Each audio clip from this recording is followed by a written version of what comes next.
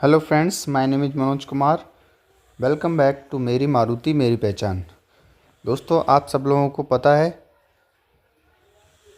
Maruti Suzuki का city exam के लिए नोटिफिकेशन आ चुका है और ये एग्ज़ाम 16 और 17 फरवरी को मानव रचना कॉलेज फरीदाबाद में होगा। तो इसी के चलते आप सब लोग तैयारी पे लग गए होंगे। जिन लोगों ने TW2 सितंबर से अक्टूबर के बीच में कंप्लीट कर लिया है, सिर्फ उन लोगों के लिए ही ये एग्ज़ाम होगा। सिर्फ सितंबर टू अक्टूबर वाले ही एलिजिबल होंगे। तो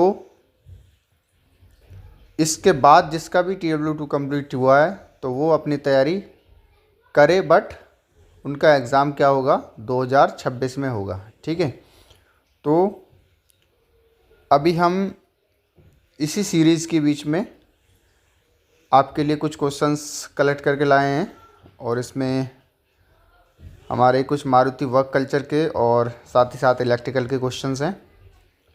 तो दोस्तों, वीडियो को स्टार्ट करते हैं। जिनको इस वीडियो की ज़रूरत हो, जो भी सिटी की तैयारी कर रहा है, तो उनको या आपके दोस्त उनको ये वीडियो शेयर कर दें। फ्रेंड्स, फर्स्ट क्वेश्चन है मारुति सुजुकी का MPV मॉडल कौन सा है। MPV मॉडल यानी कि मल्टीपर्पज़ व्हीकल कौन कौन से हैं। ठीक है, तो इसमें हमारे 3 मॉडल हैं, अर्टिगा, XL6 और इन्विक्टो। सेकंड क्वेश्चन है मारुति सुजुकी की पहली BS6 कौन सी है। तो ये थी हमारी बलेनो। नेक्सा की पहली बिक्री कार कौन सी है। तो ये है हमारी S क्रॉस। फोर्थ क्वेश्चन है MSIL के JMD कौन है। JMD होते हैं हमारे जॉइंट मैनेजिंग डायरेक्टर। ठीक है, तो इनका नाम है याकीहिरो यामाशिता। जिमनी कब लॉन्च हुई। दोस्तों, जिमनी लॉन्च हुई थी 7 जून 2023 को। MUL यानी कि मारुति उद्योग लिमिटेड को प्राइवेटाइज्ड कब किया गया था। ये था हमारा 2002 को। और मारुति उद्योग लिमिटेड को MSIL कब बनाया गया। ये हमारा बनाया गया था 2007 में। मारुति की यूनियन कब बनी थी। 3 जून 2011। बेल्ट शॉप में रोबोट वेल्डिंग का करंट कितना होगा। ये हमारा 1000 एम्पियर से 10,000 एम्पियर। ठीक है, ये हमारा स्पॉट वेल्डिंग डिफरेंट टाइप के, मतलब सीट की थिकनेस कितनी है और सीट कौन से मेटल की सीट को हम वेल्ड कर रहे हैं उस पर डिपेंड करता है। ठीक है, तो ये 10,000 से भी ऊपर हो सकता है, 50,000 एम्पियर तक हो सकता है ये। ठीक है, तो मारुति प्लांट के अंदर कार की स्पीड क्या होगी। मारुति प्लांट के अंदर कार की स्पीड होती है हमारी 20 kilometre per hour. Robot welding में रोबोट की टिप का साइज़ कितना होता है। ये हमारा होता है 3x16 इंच। जब इलेक्ट्रोड नया होता है, जब उसकी टिप नई होती है। ठीक है, और बाद में घिसने के बाद ये थोड़ा कम भी हो सकता है, 4 mm या 5.5 mm। ठीक है, इतना तक हो सकता है, लेकिन 3.5 mm से ऊपर ही होना चाहिए। ठीक है, घिसने के बाद भी, अदरवाइज़ हमें क्या करना चाहिए, टिप को चेंज कर देना चाहिए। ठीक है, अदरवाइज नगेट सही नहीं आएगा। ठीक है, तो कितनी होती है 3x16 इंच। ठीक है, LTV का फुल फॉर्म क्या होता है। LTV होता है light tactical vehicle. ED chamber का तापमान कितना होता है। ये होता है 45 degree to 60 degree centigrade. ED chamber क्या होता है, इलेक्ट्रॉनिक डिपोजिशन पेंट शॉप में।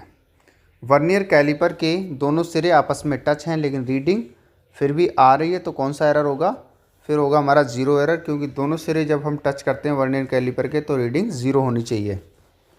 इंजेक्शन मोल्डिंग में बने हुए पुर्जों को कैसे हार्ड करते हैं। ठीक है, इंजेक्शन मोल्डिंग में कोई भी पुर्जा बनाया जाता है, उसके बाद उसको निकाल के रखने के बाद उसको ठंडा करते हैं हवा में, एयर में, तो उसको हार्ड करते हैं। ठीक है, उससे हार्ड हो जाता है। मारुति पेंट शॉप में कौन सी गैस यूज़ होती है। किसी भी पेंट शॉप में मैक्सिमम नाइट्रोजन गैस यूज़ होती है, जिससे कि आग लगने का खतरा कम हो जाता है। ईटीपी की फुल फॉर्म क्या होती है? इफ्लुएंट ट्रीटमेंट प्लांट, यानी कि जो बहता हुआ पानी, ठीक है, नालों का या रोड पे, ठीक है, इस तरीके का बहता हुआ पानी कचरे समेत, उसको क्या करते हैं? ट्रीटमेंट करने के लिए ईटीपी प्लांट लगाते हैं, ठीक है। तो इसका फुल फॉर्म होता है effluent treatment plant. CO2 welding में प्रयोग की जाने वाली वायर की थिकनेस क्या होती है? ये होती है 0.8 to 1.2 mm। वोल्ट मीटर को सोर्स और लोड के बीच किस क्रम में जोड़ना चाहिए? वोल्ट मीटर हमेशा सोर्स और लोड के बीच में पैरेलल में जोड़ते हैं, पैरेलल क्रम में जोड़ते हैं, ठीक है। ओम मीटर का प्रयोग किस चीज़ को मापने में किया जाता है? ठीक है, ओम मीटर का यूज़ हम करते हैं रेजिस्टेंस यानी कि प्रतिरोध मापने में। आइडियल अमीटर का प्रतिरोध कितना होना चाहिए? 0। वोल्ट मीटर का प्रतिरोध कितना होता है? अधिकतम, मैक्सिमम। सीरीज टाइप ओम मीटर का प्रयोग कहाँ किया जाता है? हाई प्रतिरोध को मापने में। टैकोमीटर का प्रयोग कौन सी गति को मापने के लिए किया जाता है? Revolution motion. टैकोमीटर का प्रयोग कौन सी गति को मापने में किया जाता है? रेवोल्यूशन मोशन, यानी कि ध्रुवीय गति। ओडोमीटर क्या है? दूरी मापने का मीटर है।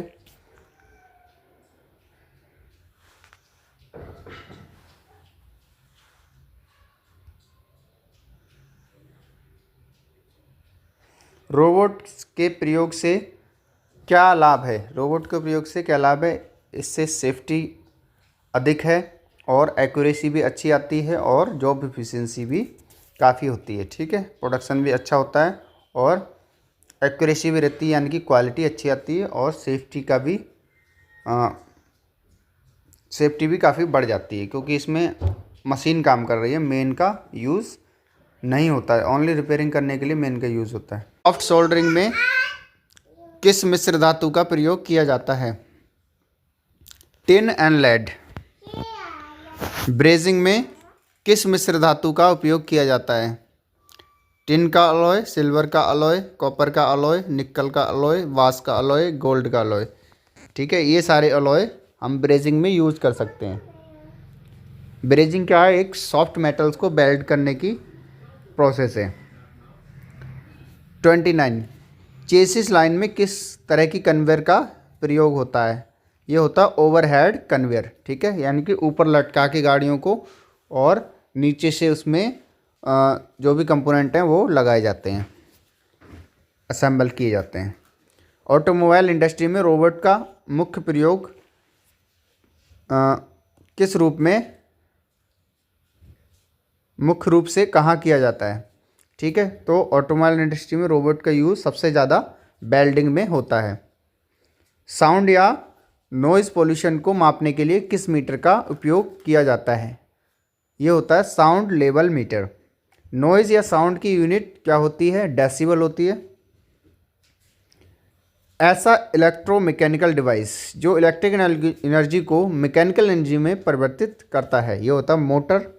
एक ऐसा डिवाइस जो मैकेनिकल एनर्जी को इलेक्ट्रिकल एनर्जी में बदलता है, ये होता है जनरेटर। अल्टरनेटर क्या है? AC को DC में चेंज करता है, परिवर्तित करता है। गाड़ी में अर्थिंग क्यों दी जाती है? गाड़ी में अर्थिंग इसलिए दी जाती है ताकि शॉर्ट सर्किट होने पर आग ना लगे, ठीक है, और क्योंकि सारी वायरिंग गाड़ी में कई जगह वायरिंग देनी होती है, तो एक ही बैटरी से कई सारे कनेक्शन पॉसिबल नहीं होते हैं, तो हम क्या करते हैं, जो मेन एक वायर है वो ले लेते हैं उसमें से जंक्शन बॉक्स में बैटरी का वायर दे के मेन जो पॉजिटिव वायर है और नेगेटिव वाले को हम क्या करते हैं बॉडी में देते हैं, फिर बॉडी से हम सीधे वायरिंग कर लेते हैं, ठीक है। और उसके साथ साथ अर्थिंग भी बॉडी में ही देते हैं ताकि शॉर्ट सर्किट हो तो बाकी जो एक्स्ट्रा करंट है वो कहाँ हो, बॉडी में चला जाए, ठीक है, और बॉडी के थ्रू ईयर में चला जाएगा। फ्यूज़ के वायर का मेल्टिंग पॉइंट होता है कि कैसा होता है, हाई या लो, ठीक है, वो लो होता है। मारुति सुजुकी मानेसर प्लांट में 1 करोड़ गाड़ियों का प्रोडक्शन कब पूरा हुआ? ये हुआ था 17 अक्टूबर 2024 को। मारुति सुजुकी ने 3 करोड़ गाड़ियाँ बनाने का रिकॉर्ड कब हासिल किया? मार्च 2024 में। स्प्रिंग का क्या कार्य है? स्प्रिंग एनर्जी को स्टोर करता है और रिलीज़ करता है, ठीक है। जैसे शॉक ऑब्जर्वर के साथ स्प्रिंग लगाया जाता है और उससे क्या होता है, झटकों को कम करने में हेल्प मिलती है। यानी कि जैसे स्प्रिंग दबता है तो गाड़ी नीचे को दबती है और फिर धीरे धीरे उसको रिलीज़ कर देता है स्प्रिंग, ठीक है, शॉक ऑब्जर्वर के साथ मिलकर, ठीक है। तो friends, these are the 40 questions and we will meet in the next video. So I hope you have learned something from this video. So bye bye, take care, ciao.